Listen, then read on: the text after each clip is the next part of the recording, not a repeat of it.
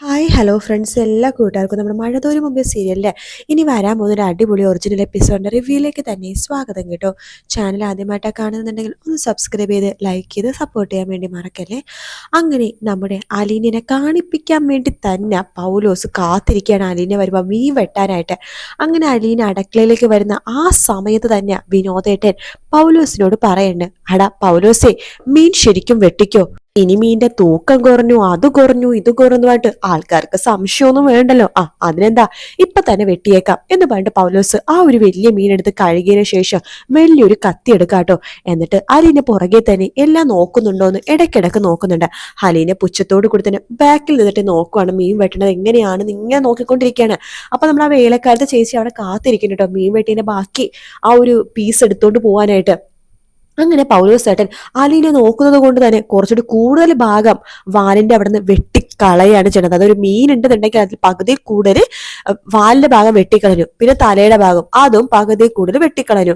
എന്നിട്ട് നടുക്കിലത് ഇത്രയും ചെറിയ പീസ്, ഇത്രയോ വലിയ മീനിന് ഇത്രയും ചെറിയ പീസ് മാത്രമേ പൗലോസ് ഏട്ടൻ വെക്കുന്നുള്ളൂ. ഇത് കാണുമ്പോ തന്നെ അലീനക്ക് ദേഷ്യം വരും കേട്ടോ. അലീന ചോദിക്കുന്നുണ്ട്, അതെ പൗലോസ് ഏട്ടനെ കത്തി അവിടെ വെച്ചേ എന്റെ കൊച്ചേ, ഈ പണി പൗലോസ് തുടങ്ങിയിട്ടെ കുറെ വർഷങ്ങളായി, കൊച്ചനെ ഉപദേശിക്കാന്ന് വരണ്ട. അതെ പൗലോസ് ചേട്ടൻ എന്താ പറഞ്ഞത്, ആ കത്തി അവിടെ വെക്കാനല്ലേ പറഞ്ഞത് എന്ന് പറയുമ്പോഴേക്കും, അതെ ഈ ബാക്കി വേസ്റ്റേ അവൾ എടുത്തോളും, പെണ്ണെ നീ ഇത് എടുത്തോ എന്ന് പറയാണ്. ആ ചേച്ചി കേൾക്കേണ്ട താമസം അവിടെ നിന്ന് കവർ എടുത്തിട്ട് ആ വാലിന്റെ പീസ് ആ കവറിലേക്ക് ഇടാട്ടോ. ചേച്ചി ആ പീസ് അവിടെ വെക്ക് എന്ന് അലീന പറയുന്നുണ്ട്. ശേഷം ആ വാലിന്റെ പീസ് വീണ്ടും അലീന രണ്ട് കൈ നന്നായിട്ട് കഴുകിയിട്ട് അലീന തന്നെ മീൻ കട്ട് ചെയ്യാണ്. വാലിന്റെ ഒരു ചെറിയ ഭാഗം മാത്രമേ കളയുന്നുള്ളൂ, തലയുടെയും ചെറിയ ഭാഗം മാത്രം. എന്നിട്ട് പൗലോസിനോട് പറഞ്ഞിട്ട്, കണ്ടില്ലേ ഇങ്ങനെ വേണം മീൻ വെട്ടാനായിട്ട്, ആദ്യം മീൻ വെട്ടാൻ പഠിക്കേ, എന്നിട്ട് മതി എന്നെ ഉപദേശിക്കാനായിട്ട്, ഇതിൽ രണ്ടിലൊന്ന് അറിഞ്ഞേ പറ്റൂ എന്ന് പറഞ്ഞിട്ട് പൗലോസ് ദേഷ്യത്തിൽ തന്നെ വേഗം തന്നെ നമ്മുടെ കേണലിന്റെ അടുത്തേക്ക് പോവാട്ടോ. സർ കിണസം എന്ന് പറയുമ്പോഴേക്കും നമ്മുടെ സ്റ്റാൻലി അവിടേക്ക് വരുന്നുണ്ട്. കൂടെ നമ്മുടെ വല്യപ്പച്ചനുണ്ട് കേട്ടോ. നമ്മുടെ പൗലോസ് ആണെന്നുണ്ടെങ്കിൽ എടുത്ത് പറയുന്നുണ്ട്, അതെ സർ, ഞാൻ ഈ പണി കൊടുത്തിട്ട് പണി തുടങ്ങിയിട്ട് എത്ര വർഷങ്ങളായി.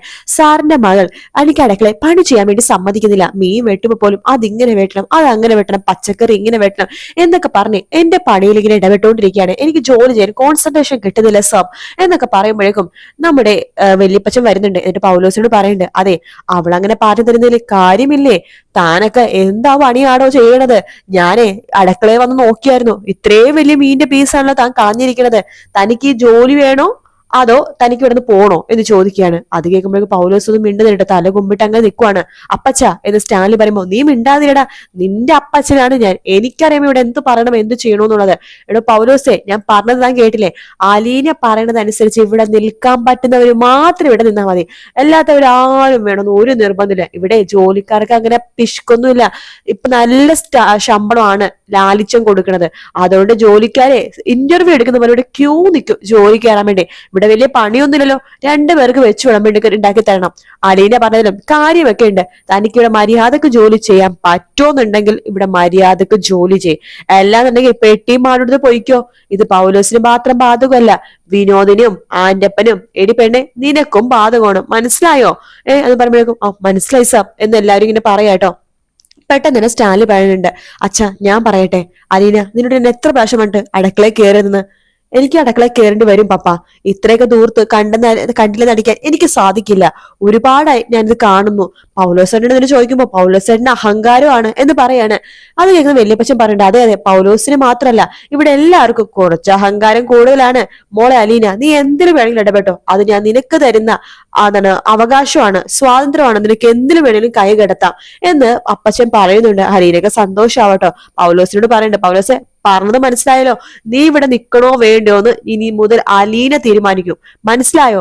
മനസ്സിലായി സർ എന്ന് പറഞ്ഞിട്ട് പൗലോസ് വാലും ചുരുട്ടി വേഗം അടുക്കളയിലേക്ക് പോവാട്ടോ. അലീന കമോൺ എന്ന് പറഞ്ഞിട്ട് പപ്പ വേഗം തന്നെ അലീനെ വിളിച്ചുകൊണ്ട് റൂമിലേക്ക് പോവാണ്. സ്റ്റാൻലി ചോദിക്കുന്നുണ്ട്, അലീന നിനക്ക് എന്താ പറഞ്ഞാൽ മനസ്സിലാവില്ലേ, എനിക്ക് നിർബന്ധമാണ് നല്ല ഫുഡുകൾ എന്റെ തീൻമേശയിൽ നിറഞ്ഞു നിൽക്കണം. ചെറുപ്പം മുതൽ ഞാൻ അങ്ങനെയാ വളർന്നത്, നല്ല നല്ല ഫുഡുകൾ, നല്ല നല്ല ക്വാളിറ്റി ഫുഡുകൾ മേശപ്പുറത്ത് അങ്ങനെ നിറഞ്ഞു നിൽക്കും, ഒരുപാട് ഫുഡ് ഐറ്റംസ്. ഫുഡിനൊന്നും ഒരു പിശുക്കും കാണിക്കേണ്ട കാര്യമില്ല, ഇവിടെ എത്ര വേണമെങ്കിലും ഫുഡ് കഴിക്കാം. എച്ചിലാവേണ്ട ഭാഗങ്ങളൊന്നും എനിക്ക് വേണ്ട, മീനിന്റെ എച്ചിൽ ഭാഗം എനിക്ക് വേണ്ട എന്ന് സ്റ്റാൻലി പറയുമ്പോഴേക്കും അലീനെ പുച്ഛത്തോട് ചിരിച്ചോണ്ട് പറയണ്ടേ, പപ്പ പപ്പ അങ്ങനെ നല്ല നല്ല ഭാഗങ്ങൾ മീനിന്റെ ആണെങ്കിലും പച്ചക്കറിയും കഴിക്കുമ്പോ അതിന്റെ എച്ചിലെങ്കിലും കഴിക്കാൻ ആഗ്രഹിച്ചിട്ടുണ്ട്. അത് ആ പപ്പയുടെ മകൾ ഈ ഞാൻ എച്ചിലാക്കി പോയ മീനിന്റെ പീസെങ്കിലും കിട്ടാൻ വേണ്ടി കൊതിച്ചിട്ടുണ്ട് ഞാനും അനാഥാലയത്തിലെ പിള്ളേരും. പപ്പ അത്രയും വർഷം സന്തോഷത്തോടും സുഖത്തോടും അതുപോലെ തന്നെ നല്ല നല്ല ഭക്ഷണങ്ങൾ കഴിച്ച് നടന്നപ്പോഴേക്കും ആ പപ്പയുടെ മകൾ ഒരു തരി എച്ചിലിന് വേണ്ടി പോലും കൊതിച്ചിട്ടുണ്ട്. അതുകൊണ്ട് പപ്പ ഭക്ഷണത്തിന്റെ കാര്യത്തിൽ മാത്രം എന്നോട് തർക്കിക്കാൻ വേണ്ടി വരണ്ട. കാരണം അങ്ങനെ കഴിഞ്ഞവർക്ക് മാത്രമേ ഭക്ഷണത്തിന്റെ വില മനസ്സിലാവുള്ളൂ. ഞാൻ പറയുമ്പോ പപ്പ വിചാരിക്കും ഞാൻ അഹങ്കാരം പറഞ്ഞ പിഷ്കത്തരം കാണിക്കണമെന്ന്. പപ്പക്കന്ന് പറഞ്ഞാൽ മനസ്സിലാവില്ല. ഞങ്ങൾക്ക് പിന്നെ വല്ലപ്പോഴെങ്കിലും അനാഥാലയത്തിൽ കഴിക്കാനെങ്കിലും ഉണ്ടായിരുന്നു. പക്ഷെ ഇതുപോലും കഴിക്കാൻ പറ്റാത്ത എന്തോരം പിള്ളേരെ പട്ടിണി കിടന്ന് നമ്മുടെ നാട്ടിൽ മരിക്കുന്നുണ്ടെന്ന് പപ്പക്ക് അറിയാവോ? പപ്പക്കതൊന്നും അറിയില്ല. പപ്പ അതൊന്നും കാണാൻ ശ്രമിച്ചിട്ടുമില്ല. എന്നാലേ വല്ലപ്പോഴും ചുറ്റും നടക്കണമെന്ന് കാണാൻ ശ്രമിക്കണം പപ്പ എന്ന് പറഞ്ഞിട്ട് അലീന വിഷമിച്ചുകൊണ്ട് അകത്തേക്ക് പോവാട്ടോ. അലീന പറഞ്ഞതിലും കാര്യമുണ്ടെന്ന് നമ്മുടെ സ്റ്റാൻലിക്ക് തോന്നുകയാണ്. അവിടേക്ക് നമ്മുടെ വല്യപ്പച്ചൻ വരുന്നുണ്ട്. അലീന പറഞ്ഞതൊക്കെ ഞാൻ കേട്ടു. എടാ നീ ആ പെൺകൊച്ചിനോട് കുറച്ചൊരു മര്യാദക്ക് സംസാരിക്കടാ, നീ എന്താണ് ഇങ്ങനെ ഏതൊക്കെ പറയാണ്. സോറി പപ്പ, ഞാനത് അങ്ങനെ ഉദ്ദേശിച്ച് പറഞ്ഞതല്ല. അവള് പിന്നെ എല്ലാത്തിനും കൈ കടത്തണം കാണുമ്പോ കൈ കടത്തണം, അതാണ് നല്ല പെൺകുട്ടികളുടെ ലക്ഷണം. പിന്നെ ധാരാളിത്തം ചെയ്ത് കളയാനായിട്ട് പൈസ ഉണ്ടോടെ ഇവിടെ?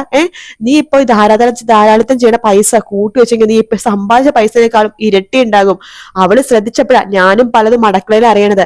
അവിടെ എന്തൊക്കെയാ നടക്കണത് നീ കാണുന്നുണ്ടോ? നീ അടുക്കളയിൽ കയറി നോക്ക്, അപ്പ അറിയാം. നിനക്കെന്താ ചെറുപ്പം മുതൽ വെള്ളിക്കരണ്ടി സ്വർണ്ണക്കരണ്ടി ഒക്കെ വായിൽ വെച്ച് ജനിച്ചതല്ലേ നീ?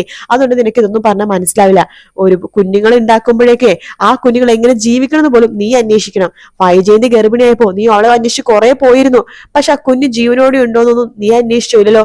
ഇവിടെ പോലത്തെ എത്രയോ പിള്ളേരാടാ അനാഥാലയത്തിൽ കഴിയണത്. നീ ആലോചിച്ച് നോക്ക്. അവരൊക്കെ ഇതുപോലെ നിന്റെ പോലത്തെ ജീവിതത്തെ നയിച്ച വല്ലവരും പിള്ളേരായിരിക്കും. അവരൊക്കെ അങ്ങനെ കഴിയേണ്ടവരാണോടാ? അനാഥാലയം പോട്ടെ, നമ്മുടെ നാട്ടിൽ തന്നെ എന്തിന് ഇന്ത്യക്ക് പുറത്തും എത്ര രാജ്യങ്ങളിലാണ് പല ആൾക്കാരും പട്ടിണി കിടക്കണത്. എടാ ഈ ഭക്ഷണത്തിന് വേണ്ടി പല പിള്ളേരും എന്തൊക്കെ ജോലി ചെയ്യേണ്ടെന്ന് നിനക്ക് അറിയാവോ? ഓരോരുത്തർ പഠിക്കാൻ പോണപ്പോ സമയത്ത് പഠിക്കുകയും അതുപോലെ തന്നെ ഓരോരോ ജോലിയിലും കയറിയിട്ട് പിള്ളേര് പൈസ ഉണ്ടാക്കണ കണ്ടാലുണ്ടല്ലോ, നീ ഇങ്ങനൊന്നും കാണിക്കില്ലടാ ലാലിച്ച.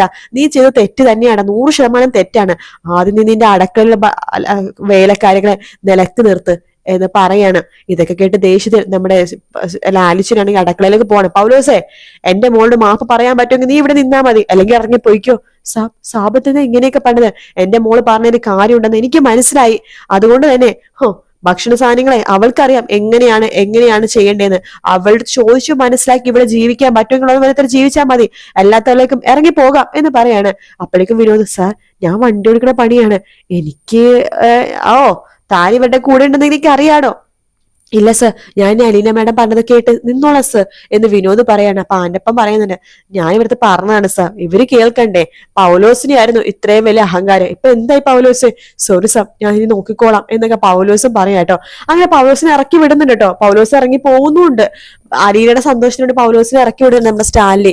പിന്നെ പൗലോസ് കയ്യുകാലം പിടിച്ച്, അയ്യോ മോളെ എന്നോ വിട്ട് കളയല്ലേ മോളെ, എന്റെ കുടുംബത്തിൽ ജീവിക്കണം മോളെ, എന്റെ ഭാര്യക്ക് ജീവിക്കണം, മക്കൾക്ക് ജീവിക്കണം, എന്നെ കേറ്റ് എന്നൊക്കെ പറഞ്ഞ അലീനയുടെ കാല് പിടിച്ചിട്ടാണ് വീണ്ടും അകത്തേക്ക് കയറുന്ന നമ്മുടെ പൗലോസ് കേട്ടോ. കാത്തിരുന്ന് കാണാം ഫ്രണ്ട്സ്. വീഡിയോ ഇഷ്ടപ്പെട്ടാൽ ലൈക്ക് ചെയ്യുക, സബ്സ്ക്രൈബ് ചെയ്യുക, കമന്റ് ചെയ്യുക. മറ്റൊരു വീഡിയോ ആയിട്ട് കാണാം. Take care, bye bye.